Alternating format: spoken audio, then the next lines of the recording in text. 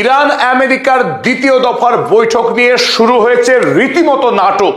এই মুহূর্তে আমেরিকার ভাইস প্রেসিডেন্ট জেডি ভ্যান্স মধ্য গগনে আর কিছুক্ষণের মধ্যেই নামতে যাচ্ছেন ইসলামাবাদে, এবং সকালবেলাতেই আমেরিকা থেকে উচ্চ পর্যায়ের ডেলিগেশন টিম তারা পাকিস্তানে আগেই পৌঁছে গেছে। ওদিকে ইরানের পক্ষ থেকে এখনো পর্যন্ত কোনো প্রতিনিধি পাকিস্তানে এসে পৌঁছায়নি।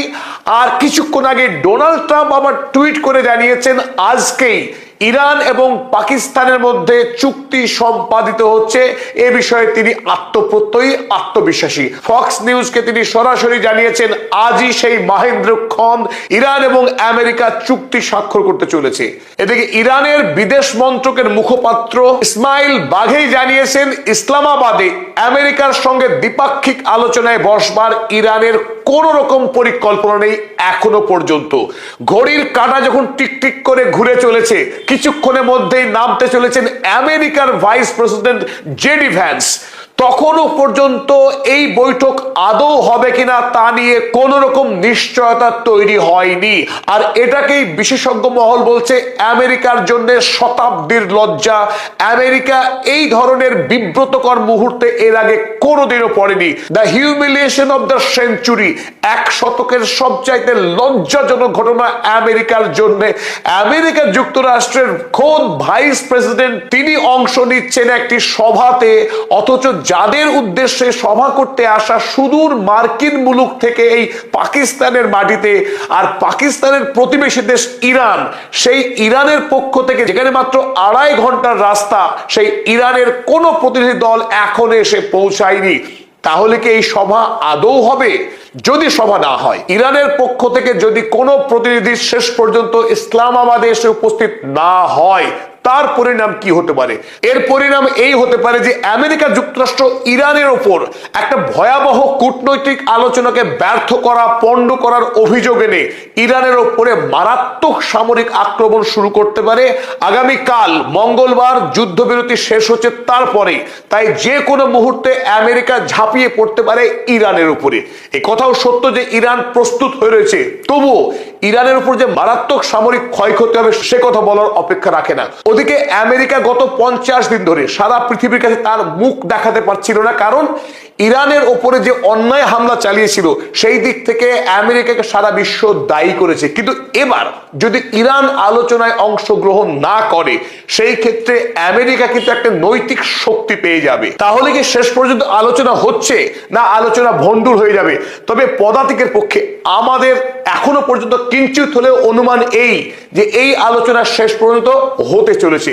কেন হতে চলেছে সেই বিষয়ে চলুন এবার দেখে নেওয়া যাক। ভারতীয় সময় সন্ধ্যার পর ডোনাল্ড ট্রাম্প সাক্ষাৎকার দিয়েছিলেন, যে সাক্ষাৎকারে তিনি আত্মপ্রত্যয়ী ছিলেন যে ইরানের সঙ্গে আজ চুক্তি হচ্ছেই। তিনি লিখলেন, Trump says Iran deal to be sign today in Pakistan. তিনি স্পষ্ট করেই বলেছেন আজ পাকিস্তানে ইরানের সঙ্গে আমেরিকার স্বাক্ষরিত হচ্ছে দ্বিপাক্ষিক চুক্তি। আর ডোনাল্ড ট্রাম্পের কথা মোতাবেকই আমেরিকার ভাইস প্রেসিডেন্ট জেডি ভ্যান্স আর কিছুক্ষণের মধ্যে ইসলামাবাদে ল্যান্ড করতে চলেছে। আপনারা প্রত্যেকেই জানেন 1979 সালে আয়াতুল্লাহ রুহুল্লাহ খমেনেই ক্ষমতায় আসার পর থেকেই আমেরিকার সঙ্গে ইরানের উপরাষ্ট্রপতির উপস্থিতিতে কোনো দ্বিপাক্ষিক বৈঠক হয়নি। গত সপ্তাহে 11 এপ্রিল প্রথমবারের মতো জেডি ভ্যান্স আমেরিকার উপরাষ্ট্রপতি হিসেবে ইরানের সঙ্গে দ্বিপাক্ষিক বৈঠকে বসেছিলেন, যদিও সেই বৈঠক নিষ্ফলা ছিল। দ্বিতীয়বারের জন্য আজ আরো একবার আমেরিকার ভাইস প্রেসিডেন্ট জেডি ভ্যান্স তিনি আসছেন ইসলামাবাদে, লক্ষ্য ইরানের প্রতিনিধি দলের সঙ্গে সাক্ষাতের। দ্য গার্ডিয়ান কাগজ জানিয়েছে US delegation to land in Islamabad for talks within hours। কয়েক ঘন্টার মধ্যেই জেডি ভ্যান্স পৌঁছে যাচ্ছেন ইসলামাবাদে। কিন্তু বিপদের আশঙ্কা এই জায়গায়, কারণ জেডি ভ্যান্স এসে বসবেন কার সঙ্গে, কি নিয়ে আলোচনা করবেন, কার সঙ্গে আলোচনা করবেন?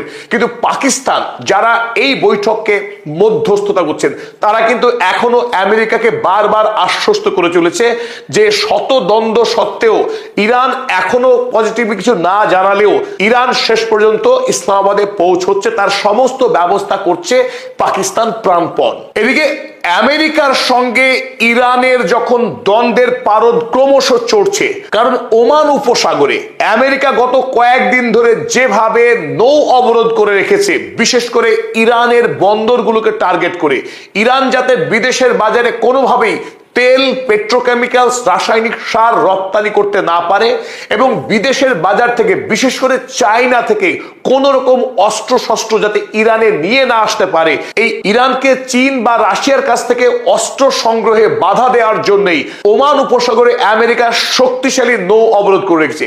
এমনকি গতকাল রাতে ইরানের সার্বভৌমত্বকে আক্রমণ করে ইরানের বৃহৎ জাহাজ তৌসকাকে জব্দ করে আমেরিকা তাদের নিজেদের দখলে নিয়েছে এবং জাহাজের সমস্ত কর্মীকে আটক করে রেখেছে আমেরিকা।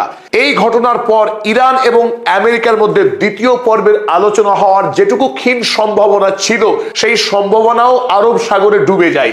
ফলে আজ এই বৈঠকে ইরানের পক্ষে আমেরিকার সঙ্গে আলোচনায় বসা কোনোভাবেই সম্ভব নয়।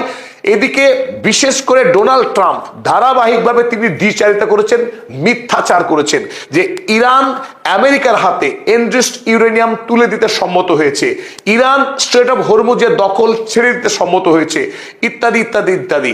এবং এই চুক্তির পর আমেরিকা স্পেশাল ফোর্স পাঠাবে ইরানের মাটিতে, তারা নেমে সেই ইস্পাহানের মাটির গভীর থেকে এনরিচড ইউরেনিয়ামের ডাস্ট সংগ্রহ করে নিয়ে যাবে আমেরিকায়।